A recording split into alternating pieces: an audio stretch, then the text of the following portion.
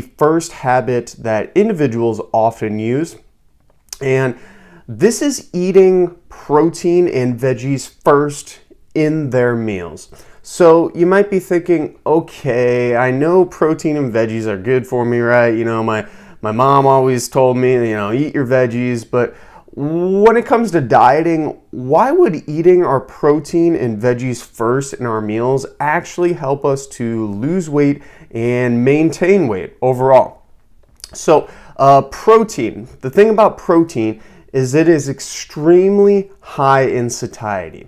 So when we talk about satiety, satiety essentially means that it allows you to feel full. It's a fancy word for the feeling of fullness. So protein, when you eat it, it makes you feel extremely full compared to other different foods.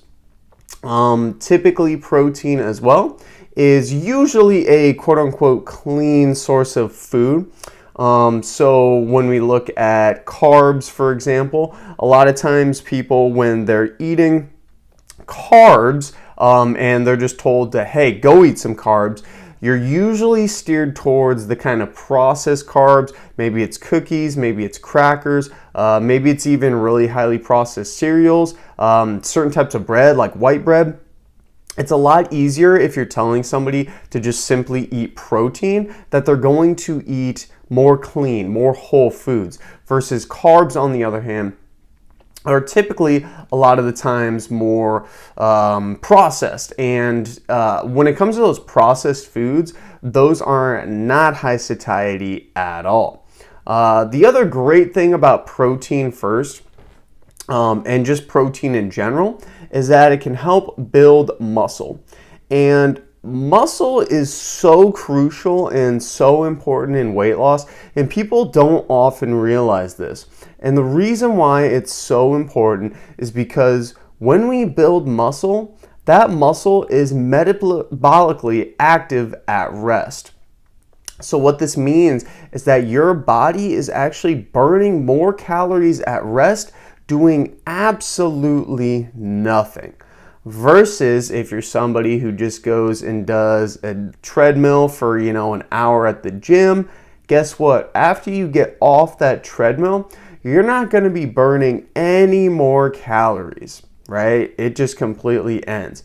If you are somebody, on the other hand, who is building muscle and lifting some weights to build some muscle, and then using protein to help actually recover and literally build the muscle, you're going to be burning calories at rest. You are going to become a fat burning machine simply from sitting and doing nothing. Obviously, you got to do the work. You got to eat some protein to build the muscle and stuff. But protein and veggies, that's why protein is great first. On the flip side, when you're eating your meals, maybe you're not able to eat protein first, but eating veggies first is still a good option. So veggies are very high in fiber, and fiber is extremely satiating. So as we just talked about with protein, protein doesn't have actual fiber particularly, but protein is, veggies are still very, very high in fiber. So even though protein and veggies, they don't have the same macronutrient content, right? Veggies are usually high in fiber and high in carbs, and protein is, well, very high in protein, of course, right?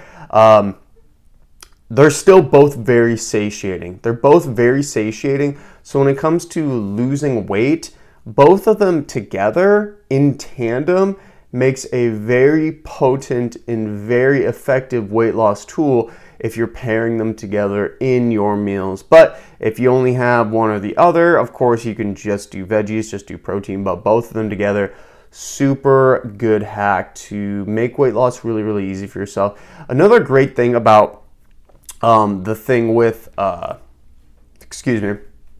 with eating veggies is that they help your heart health And they also help you to get more micronutrients in. A lot of us are very deficient on micronutrients, and a lot of micronutrients actually can help with energy metabolism and keeping us feel more energetic, helping repair systems in the body, and all that stuff is extremely crucial when we're talking about lasting weight loss, right? So having those two first in your meals, or just in general when you're eating foods, snacks, periods, etc., are great. Both of them slow gastric emptying, so this also limits blood sugar spiking and keeps you fuller longer. Blood sugar spiking, we don't want to spike our blood sugar a lot throughout the day, because that leads to energy fluctuations, that leads us to craving different foods, and it's ultimately not the best thing as well. So the thing about both these foods too is, since they are very highly satiating, they're very hard to overeat.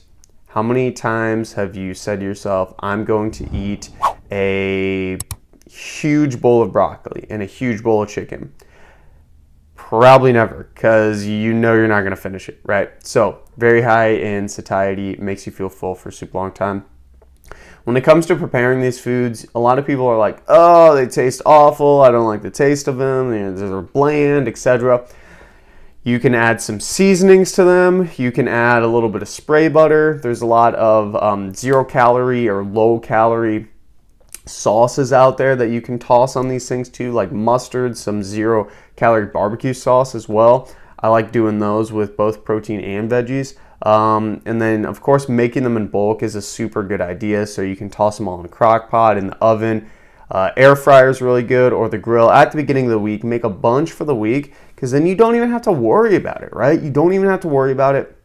You're good to go, and you got your protein and veggies for the week, which is going to help you to lose weight super easily.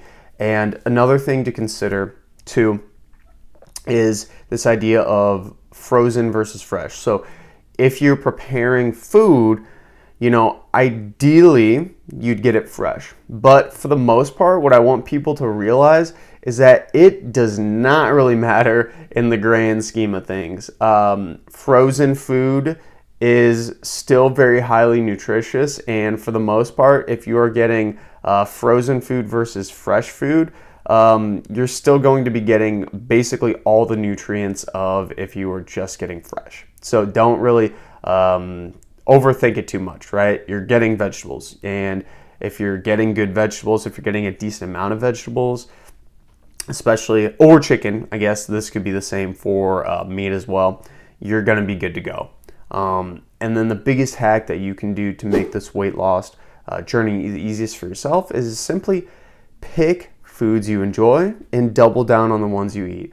You don't need to eat Brussels sprouts. You don't need to eat broccoli. You don't even need to eat chicken breast, but you should find ones that you specifically enjoy and that you can specifically eat in large quantities. I never force myself. Let's think of something. I don't really like steak a lot. I do enjoy steak, but it's not my favorite. I like chicken more. So I eat chicken a lot more when it comes to protein sources. In addition to that, let's think about vegetables. So mushrooms. I do like mushrooms. They're not my favorite though. Instead, I really enjoy broccoli. So I eat a lot of that stuff instead. And that's one of the big things when it comes to losing weight too, is finding foods that you enjoy and can eat for a long period of time as well. Those are just a few ideas of different ways you can do it. Go ahead and give this video a like if that gave you some good value so far.